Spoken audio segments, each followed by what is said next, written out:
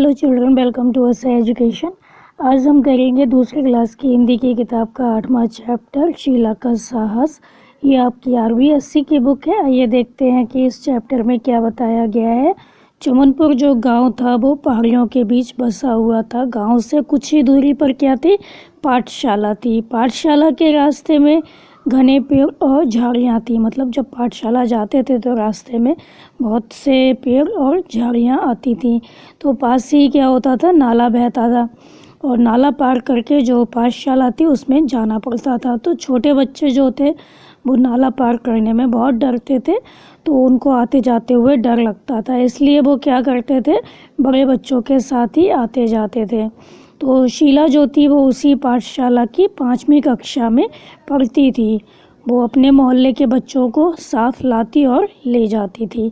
तो यहाँ तक क्या बताया गया कि चमनपुर गांव जो कि पहाड़ियों के बीच बसा हुआ था और गांव से कुछ ही दूरी पर पाठशाला थी। और पाठशाला जब जाते थे तो रास्ते में बहुत ही घने पेड़, बहुत सारे पेड़ और झाड़ियाँ आती थीं और पास में ही एक नाला बहता रहता था। जो नाला था उसको पार करना छोटे बच्चों के लिए बहुत मुश्किल था। तो जो छोटे बच्चे होते थे वो नाला पार करने में डरते थे, इसलिए वो क्या करते थे, जो बड़े बच्चे होते थे उनके साथ ही जो नाला था उसको पार किया करते थे। और जो शीला थी वो इसी विद्यालय में, इसी पाठशाला में 5वीं कक्षा की छात्रा थी। तो जो शीला थी वो अपने मोहल्ले के जो बच्चे थे उनको अपने साथ ले जाती थी। तो बरसात के दिन थे, मतलब बारिश के दिन थे, तो शीला जो थी बच्चों को साथ लेकर पाठशाला जा रही थी। बच्चे आगे पीछे उछलते कूदते चल रहे थे। शीला ने क्या देखा, आज नाले में जो बहाव था काफ़ी तेज़ था, तो उसने बच्चों को एक दूसरे के हाथ पकड़वाए और नाला पार करवाने लगी। अचानक जो मनीष था उसका हाथ छूट गया और वो गिर गया और पानी के साथ बहने लगा। जो शीला थी वो घबरा गई। उसने तुरंत अपना बस्ता दूसरे को थमाया और तेज़ी से तैरने लगी। उसकी सांस फूल गई लेकिन उसने हिम्मत नहीं हारी। तो जो शीला थी वो क्या करती थी, मोहल्ले के जो बच्चे थे उनको भी अपने साथ ले जाती थी। लेकिन बारिश के दिन थे, बरसात के दिन थे, तो जो शीला थी बच्चों को अपने साथ लेकर पाठशाला जा रही थी। जो बच्चे थे वो उसके आगे पीछे उछलते कूदते चल रहे थे। तो जो शीला थी उसने क्या देखा, जो नाला है आज काफ़ी तेज़ी से बह रहा है, उसमें काफ़ी ज़्यादा पानी है क्योंकि बारिश का मौसम है। तो उसने बच्चों को कहा कि एक दूसरे का हाथ पकड़ लो और नाला वो पार करवाने लगी। अचानक क्या होता है, जो मनीष था उसका हाथ छूट जाता है और वो नाले में गिर जाता है और पानी के साथ बहने लगता है। तो जो शीला होती है वो घबरा जाती है।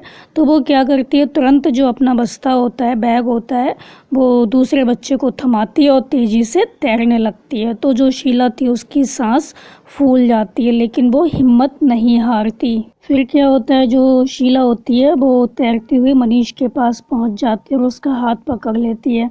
तो शीला उसे खींचकर फिर किनारे पर ले आती है। वो थक कर गिर जाती है। इतने में क्या होता है, कुछ बच्चे और जो गुरुजी हैं वो भी आ जाते हैं और शीला के इस साहस की जो बात थी वो चारों तरफ फैल जाती है कि उसने किस तरह से मनीष को बचा लिया। सभी लोग उसकी बहुत अधिक प्रशंसा करते हैं। तो यहाँ पर क्या बताया गया कि जो शीला थी वो क्या करती है, तैरती हुई मनीष के पास पहुँच जाती है और मनीष को बचा लेती है, उसका हाथ पकड़ लेती है और खींचकर उसको किनारे पर ले आती है। तो वो इस काम में बहुत अधिक थक जाती है क्योंकि वो भी छोटी थी, बच्ची थी, और वो थक कर गिर जाती है। इतने में ही कुछ और बच्चे थे और जो गुरुजी थे, टीचर थे, वो आ जाते हैं भागते हुए और शीला के इस साहस की बात जो थी वो चारों तरफ फैल जाती है कि उसने कितनी अधिक बहादुरी दिखाई। सभी लोग उसकी बहुत अधिक प्रशंसा करते हैं। तो यहाँ पे यही बताया गया कि साहस से जो करता काम जग में होता उसका नाम। मतलब जो साहस से काम करता है, बहादुरी से काम करता है, हिम्मत नहीं हारता, वो संसार में प्रसिद्ध हो जाता है, जग में उसका नाम हो जाता है। तो यहाँ पे हमारी जो कहानी है वो ख़त्म हो गई। तो इस कहानी में यही बताया गया है कि हमें कभी भी हिम्मत नहीं हारनी चाहिए, हमें हमेशा साहस से काम लेना चाहिए। तो बच्चों, आप इस कहानी को अच्छे से समझकर याद कर लीजिए और हमारे चैनल असा एजुकेशन को लाइक कीजिए, सब्सक्राइब कीजिए और शेयर करना बिल्कुल मत भूलिए। Thank you.